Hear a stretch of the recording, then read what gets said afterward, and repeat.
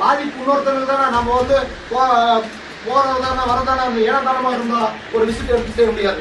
அவனுக்கு ஏற்பட்ட பாதிப்பு நம்மளுக்கான பாதிப்பு, அவனை அந்த குடும்பத்துக்கு ஏற்படுற பாதிப்பு நம்ம குடும்பத்துக்கு ஏற்பட்ட பாதிப்பா செஞ்சீங்க.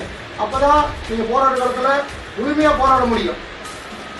அவனுக்கு அடி வாங்கினா அவன் தான் அவன் அடிச்சுட்டாங்க போலாவாங்க அப்படிங்கிற ஏனதான போயிட்டு வரவே கூடாது. எப்பயுமே அந்த அடி நம்மளுக்கு விழுந்திருந்தா எவ்வளவு கோபம் வந்திருக்கோ, எவ்வளவு வெறி வந்திருக்குமோ அந்த வெறியோடையும் அந்த கோபத்தோடையும் அந்த சிந்தனையோட தான் நம்ம மக்களோட பணிகள் செய்யணும். அப்பதான் நம்ம மக்கள் மத்தியில நம்ம வளர முடியும், சமூகத்துக்காக உழைக்க முடியும். எதுவுமே பண்ண தேவையில்லை. உண்மையிலுமே சமூகத்தை நேசித்து சமுதாயத்துல உழைச்சா இந்த இயற்கை உங்களுக்கு கொடுக்கும். உங்களுக்கு வேணுங்கிறது எல்லாமே கொடுக்கும். ஆனா அது காலங்கள் எடுத்துக்கும். இன்னைக்கு இந்த இடத்துல ஒரு 10 தோழர்களோட நம்ம பேசிட்டு இருக்கோம்.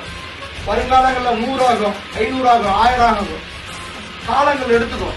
ஆனா அந்த காலங்களுக்கு ஏற்ற மாதிரி நம்ம தகுதியோட தரத்தோட நடந்துக்கணும். அப்பதான் இந்த இயற்கை கொடுக்கும். கட்டாயம் கொடுக்குங்க. யாருமே எடுத்தோடனே கட்சி ஆரம்பிச்சு எடுத்தோடனே பெரிய லெவலில் வரல. போராட்ட காலத்துல 1000 சித்திரவதைகள், 1000 சிறைகள், 1000 வழக்குகள், தொந்தரவு எல்லாம் 10 ஆண்டு பிற்பாடு தான் அவங்க வந்து அவங்க நல்லா ஸ்கேன் பண்ணி வர முடியுது. நம்மளதான் அது மாதிரி தான்.